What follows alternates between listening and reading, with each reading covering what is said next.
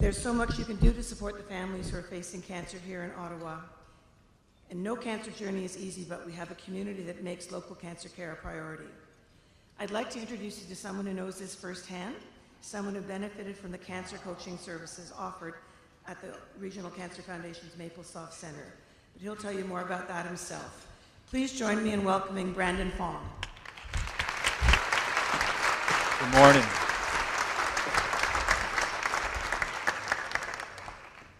Good morning, ladies and gentlemen. I'm so grateful to be here right now. I'm here to share with you my story, to bring you on a journey, to give you some more understanding on what it's like to go through cancer. You see, 9 years ago, my life changed. 9 years ago, I almost died. 9 years ago, I got diagnosed with brain cancer, and it completely changed my life.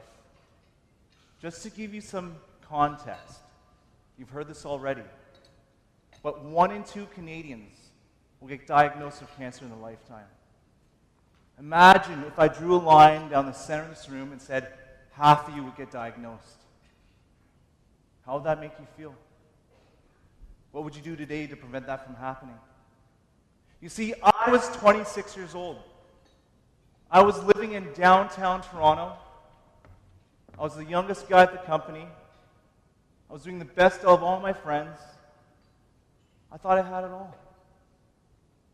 But then, what I didn't realize was I was completely miserable. Despite having all these material things, I was stressed out 24/7. I drank 3 coffees a day. I barely slept. And I heard that little voice.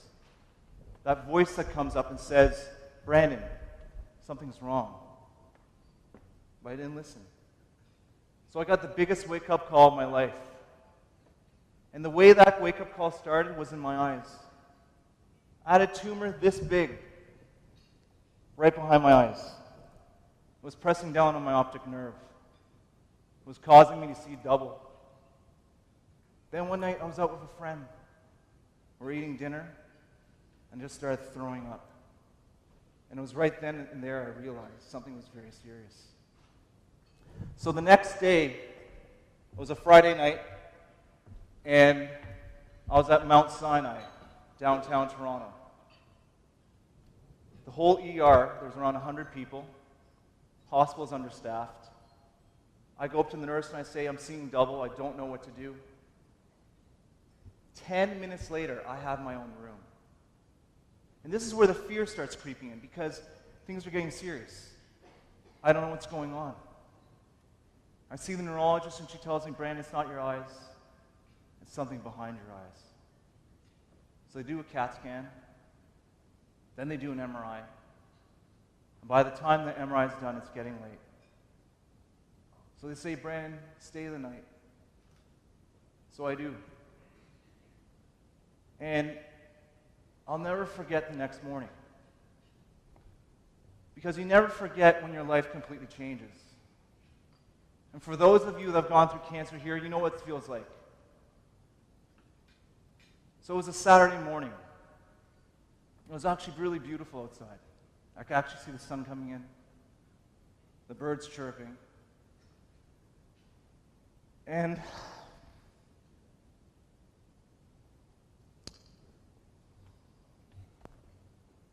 there were 3 doctors at my bedside. And the lead doctor steps up and says, Brandon, there's no easy way to say this, but you've got a tumor in your brain. And the first thought I had was, that can't be me. I've just started living my life. And so the best way to describe this feeling of what it gets like to be diagnosed is very simple. Imagine your life like a crystal ball. You've got your hopes, your dreams, your aspirations, where you think you're going, where you think you're headed. Now imagine that ball falling to the ground and smashing into 1,000 pieces. That's what it feels like to get diagnosed. And I could tell you right then and there, I didn't care about my job. I didn't care about the money. I didn't care what people thought about me. The only thing I cared about was my family, the people I loved, the memories I created. And I'll tell you, what I wanted most was my mom. And that's the thing. Cancer is one of those things that, like, it just really gives you an appreciation for life. Because you don't know when you're going to go. And I'll tell you, cancer treatment was actually the easy part. You know, you go to your doctors, you see your appointments, you do your radiation, you do your chemo. But the other half to cancer, which is the really big part, is your attitude. It's your ability to persevere. It's your ability to tap into the power that we all have.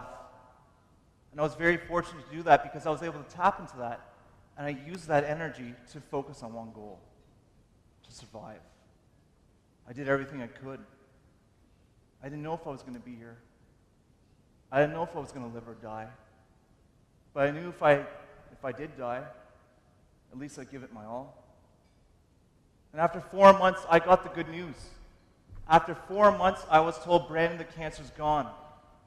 But you know what? That's where the real difficulty began. Because I wasn't the same. Physically, I had a vascular necrosis of both hips. Could barely walk. Mentally, I had brain fog. It's like having Alzheimer's. Emotionally, I was depressed. I had anxiety. I couldn't fit in.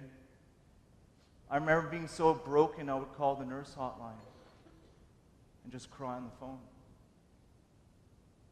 Eventually, after a year of being in Toronto, I came back to Ottawa, and then I found the Ottawa Regional Cancer Foundation, which is why we're all here today. And I'm here to tell you how much of an impact this Cancer Foundation has. Because when I walked in through those doors back in 2011, I was broken.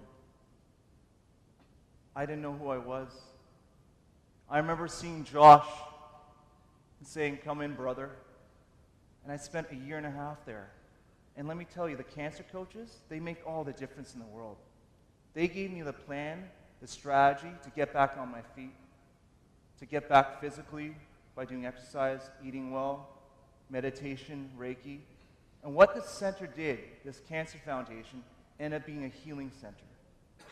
They helped build my life back up. These people here, like John, Linda, Josh, Tracy, Paula, all these people became like my family, my extended family. And that's why I'm here. I'm a living testament today to where your dollars go to where your generosity goes to. Because you're here for a reason. We've all been touched by cancer in some sort of way. But what we do today, the actions we do, that's our legacy. And that's why I want to thank each one of you right now, because you've chosen to be here, to be part of an organization that is changing the world, that's changing our communities. So thank you. And the last thing I want to say before I end is I used to think life was a race to the top.